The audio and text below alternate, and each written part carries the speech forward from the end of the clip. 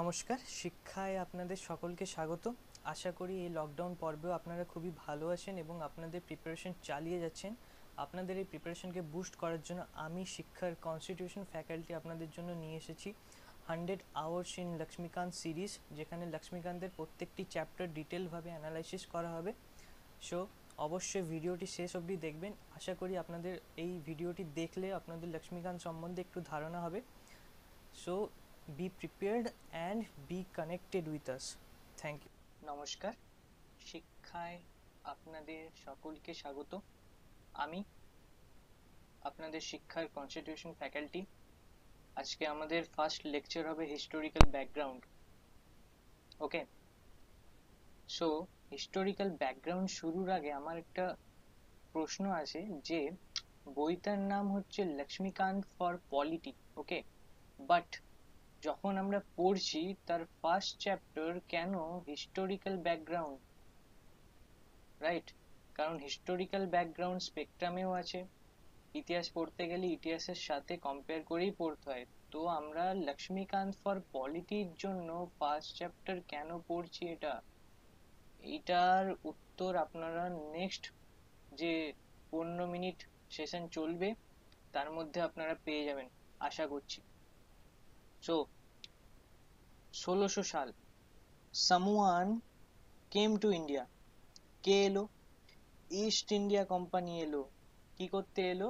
As a tedder, মানে trading করতে এলো। Step number 1। ওকে, যখন তারা ট্রেডার্সের ফর্মে এলো তখন তাদের কাছে কি ছিল? তারা কি নিয়ে এসেছিল? তারা নিয়ে এসেছিল এক্সক্লুসিভ লাইসেন্স। ওকে, এখন এই এক্সক্লুসিভ লাইসেন্স বলতে কি বোঝায়? না, অনলি ইস্ট ইন্ডিয়া কোম্পানির কাছে একটা চার্টার ছিল। ওকে, সেইটা হচ্ছে লাইসেন্স বলা হচ্ছে। এখন এই চার্টার বলতে কি? চার্টার বলতে বোঝাতে হচ্ছে লাইসেন্স টু ট্রেড। ওকে, এই যে এখন লাইসেন্স কথা বললাম, এই লাইসেন্সটা কে দিয়েছিল? তখন লাইসেন্সটা দিয়েছিল কুইন এলিজাবেথ ওয়ান। ওকে, কুইন এলিজাবেথ ওয়ান এই লাইসেন্সটা দিয়েছিল। এখন কিং বা কুইন যখন কোনো চার্টার দেয় তখন তাকে রয়্যাল চার্টার বলা হয়। ওকে, এখন এই চার্টারের মাধ্যমে কি হলো? ইংরেজরা একটা মনোপলি পেয়ে গেল। ওকে, এক্সক্লুসিভ চার্টার ছিল। ওকে, এখন যখন ইস্ট ইন্ডিয়া কোম্পানি ভারতে এলো তখন ভারত হচ্ছে একটা সোনার ডিম দেয়া মুরগি। যখন East India company started trading, they are becoming very rich. Okay, gradually got more and more political and military muscle। এই চলতে চলতে নেক্সট যখনই আসছে আমাদের বক্সারের যুদ্ধ 1764, এই যুদ্ধটাই ইংরেজদের ফরচুন চেঞ্জ করে দিল। তার পরের year 1765 they got the Diwani right. Okay, they got the Diwani right. এখন দিওয়ানি কথার অর্থ কি? Civil and revenue and tax collection রাইটকে বলা হয় দিওয়ানি রাইট, যেটা কিনা তারা বেঙ্গল, বিহার এবং উড়িষ্যা থেকে পেয়েছিল। ওকে, হিসাব মতো ইস্ট ইন্ডিয়া কোম্পানির রিচ হওয়ার কথা, অনেক ধনী হওয়ার কথা, কিন্তু তার উল্টা হয়ে গেল। কি না, এই যে ইস্ট ইন্ডিয়া কোম্পানির অফিসার গুলো তাদের কাছে বেশি করে টাকা নিতে থাকলো। এর ফলে কি হলো? অফিসাররা রিচ হয়ে গেল, কোম্পানি গরিব হয়ে গেল। কেন হলো? না, gross mismanagement of funds and corruption. এই জন্য, এই করাপশনের জন্যই ইস্ট ইন্ডিয়া কোম্পানির কি হলো? হিউজ ডেপ্ট হয়ে গেল, হিউজ ডেপ্ট। অ্যাপ্রক্সিমেট যদি বলা যায় 1 মিলিয়ন পাউন্ড। ওকে, তারা কি করলো? এবার এই ডেপ্ট হয়ে যাওয়ার জন্য তারা গেল ব্রিটিশ গভর্নমেন্টের কাছে সাহায্য চাইতে। ওকে, এবার ব্রিটিশ গভর্নমেন্ট দেখলো আমি এদের প্রফিটের জন্য ইন্ডিয়া পাঠিয়েছিলাম, কিন্তু এরা কি করলো? না, লস খেয়ে গেল, আমারই ক্ষতি হয়ে গেল। ওকে, তাই as a retaliation, okay, as a retaliation British government started dealing with the company. Okay, এই যে শুরু করলো ব্রিটিশ গভর্নমেন্ট স্টার্টেড ডিলিং, এইটাই হচ্ছে, এই জামানাটাই হচ্ছে কোম্পানি রুল। ওকে, কোম্পানি রুল বলা হতো to control and regulate the affairs of east India company in India. এর পরেই রেগুলেট করার জন্যই প্রথমে পাস করা হলো রেগুলেটিং অ্যাক্ট, ওকে, 1773, যাদের ইস্ট ইন্ডিয়া কোম্পানি অ্যাক্টও বলা হয়, আবার চার্টার অ্যাক্টও বলা হয়। এখন এই যে চার্টার অ্যাক্ট কেন বলা হয়, কারণ to control East India Company, okay, charter মানে to revise the terms and conditions of the charter, okay, এই revise the terms and conditions 20 বছর ছাড়া, এই জন্যই চার্টার কথাটা ইউজ করা হলো, ওকে। এখন 1773 হচ্ছে ফার্স্ট রেগুলেটিং অ্যাক্ট, ওকে। এরপর 20 বছর ছাড়া আসলো 93, 1813, 1833, এবং নেক্সট আর লাস্ট যেটা আসলো 1853, ওকে, 1853, এটা হচ্ছে ফার্স্ট, এটা হচ্ছে লাস্ট। মাঝখানে টাইম স্প্যান কত না 20 ইয়ার্স, ওকে, 20 ইয়ার্স টাইম স্প্যান। এটাই হচ্ছে রেগুলেটিং অ্যাক্ট আসার একটা মূল কারণ ছিল, ওকে। এবার এই রেগুলেটিং অ্যাক্ট, ওকে, রিজনস কি ছিল, এই যে বললাম, lack of proper judicial administration, proper central authority, okay, এই করাপশন এটা মেন কারণ, টেরিটোরিয়াল এক্সপেনশন, ওকে, তারপর এই যে লোন নিয়েছিল এত ডেপ্ট হয়ে গেছে, এই যে বললাম যেগুলো একটু আগে। সো এই যে 1773 অ্যাক্ট যেটা হলো, এটা হচ্ছে আমাদের first step, okay, first step to regulate east India company. আসলে আমাদের most of the India's administrative structure আজও আছে, ঠিক আছে, অ্যাডপ্টেড করা হয়েছিল কার কাছ থেকে না ব্রিটিশার্সের কাছ থেকে, ওকে। তো ব্রিটিশরা যখন এই রেগুলেটিং অ্যাক্ট বানালো, তারা আছে সেই কোথায়, সেই দূরে, আর আমরা আছি ইন্ডিয়াতে। তো কন্ট্রোল করবে কি করে, তখন ব্রিটিশরা বলল ইস্ট ইন্ডিয়া কোম্পানিকে প্রথম ক্রিয়েটিং আ অ্যানসারেবিলিটি, ওকে, ফার্স্ট বললো। তারপরে কি বললো, এরপরে চেকস অ্যান্ড ব্যালেন্সের প্রসেস স্টার্ট করতে বলা হলো। এই চেকস অ্যান্ড ব্যালেন্স কি, ওকে, এই চেকস অ্যান্ড ব্যালেন্স কি, কি করে হবে না, এটা এই তখনই সম্ভব, এই চেকস অ্যান্ড ব্যালেন্স, যখন ইস্ট ইন্ডিয়া কোম্পানি প্রত্যেকটা ডলার, প্রত্যেকটা পেনি, প্রত্যেকটা টাকার হিসাব দেবে, ওকে। এরপরে অ্যানসারিং অথরিটি তৈরি করতে বলা হলো। তার ফলে ইস্ট ইন্ডিয়া কোম্পানি কি করলো, কোর্ট অফ ডিরেক্টরস ফর্ম করতে বলা হলো। এই কোর্ট অফ ডিরেক্টরস ফর্ম হলো যে কিনা অ্যানসার দেবে, ওকে, গভর্নমেন্ট, ব্রিটিশ গভর্নমেন্টকে অ্যানসার দেবে, ওকে। নেক্সট হলো রেগুলেটিং অ্যাক্টের মধ্যে important first step to centralization, okay. এখন কি হচ্ছে, তিনখানা পাওয়ার ছিল, ওকে, এখন তিনখানা পাওয়ার ছিল, এই বম্বে, একটা হচ্ছে মাদ্রাস, আর একটা হচ্ছে বেঙ্গল। প্রত্যেকের ছিল আলাদা আলাদা গভর্নর, ওকে, প্রত্যেকের আলাদা আলাদা এক্সিকিউটিভ পাওয়ার, লেজিসলেটিভ পাওয়ার ছিল, সবাই স্বাধীন ছিল। এখন by the regulating act of 1773, the legislative power of governor of Bombay and Madras started to be given, okay, আমি এখানে ended কথা বলিনি, আমি এখানে বলেছি started, okay, started to be given to the governor of Bengal, okay। মানে কি হলো, গভর্নর অফ বেঙ্গলের যে পাওয়ারটা ছিল, এদের দুজনের পাওয়ার মিশে যাওয়ার ফলে গভর্নর অফ বেঙ্গলের পাওয়ারটা আরো বেড়ে গেল। তো তাকে কি তখন গভর্নর অফ বেঙ্গল বলা হবে, তখন তো তাকে বলা হয়ে যাবে, নতুন নাম দেওয়া হলো যেহেতু বেশি powerful, governor general of Bengal. সেই হিসাবেই আমাদের প্রথম গভর্নর জেনারেল অফ বেঙ্গল এসেছিলেন ওয়ারেন হেস্টিংস সাহেব। নেক্সট, এখন এই গভর্নর জেনারেলকে হেল্প, মানে গভর্নর সাহেবকে হেল্প করার জন্য গভর্নর জেনারেল কাউন্সিল বানানো হলো, ঠিক আছে, যেটার কিনা 4 জন মেম্বার ছিল, ওকে, 4 জন মেম্বার ছিল, যাদের মেন প্রাইমারিলি ফাংশন হচ্ছে এক্সিকিউটিভ লাইনে ফাংশন এদের, ওকে, এক্সিকিউটিভ লাইনে ফাংশন। এখন এই কাউন্সিল অফ ফোর এর আরো নাম আছে, যেমন ক্যালকাটা কাউন্সিল বলা হতো এটাকে, কারণ ক্যালকাটায় বসতো বলে, ওকে। এই কাউন্সিলের আবার যেমন এক্সিকিউটিভ ফাংশন ছিল, তেমন আবার লেজিসলেটিভ ফাংশন ছিল। এটা আবার কি ধরনের কেস, মানে আপনাকে যদি বলা যায় Mahendra Singh Dhoni is a batsman who can also do bowling, কি, Mahendra Singh Dhoni is a batsman who can also do bowling, মানে প্রাইমারিলি কি, মহেন্দ্র সিং ধোনি হচ্ছে একটা ব্যাটসম্যান, কিন্তু সে আবার বোলিংও করতে পারে। ঠিক সেরকমই গভর্নর জেনারেল কাউন্সিলের প্রাইমারি কাজ হচ্ছে কি না এক্সিকিউটিভ, ওকে, কিন্তু সে লেজিসলেটিভ কাজও করতে পারে, ওকে। এখন প্রশ্ন হচ্ছে 1773 আমাদের ছিল এক্সিকিউটিভ, এখন 2020 বা স্বাধীনতার সময় থেকেই বলা যেতে পারে এখন আছে লেজিসলেটিভ পাওয়ার। তো এই যে এক্সিকিউটিভটা চেঞ্জ হলো লেজিসলেটিভে, এত উল্টা কি করে হয়ে গেল?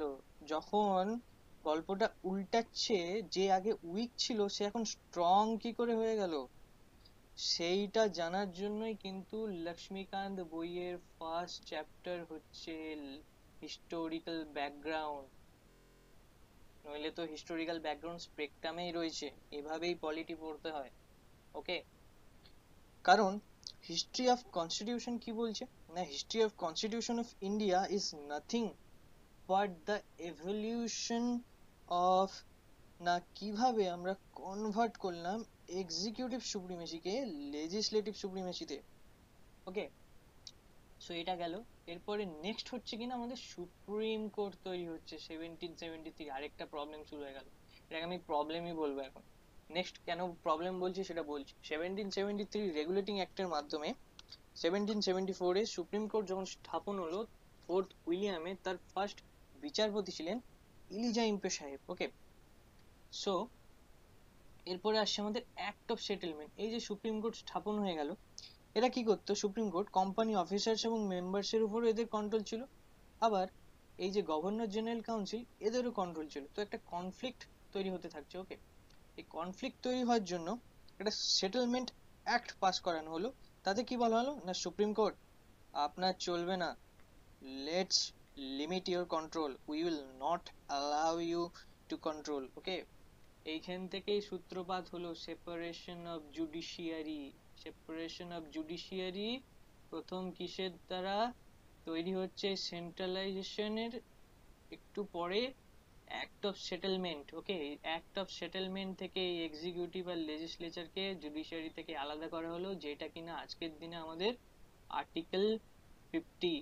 এটা হচ্ছে আজকের দিনে আমাদের আর্টিকেল 50, যার সূত্রপাত হয়েছে এই সেটেলমেন্ট অ্যাক্টের মাধ্যমে।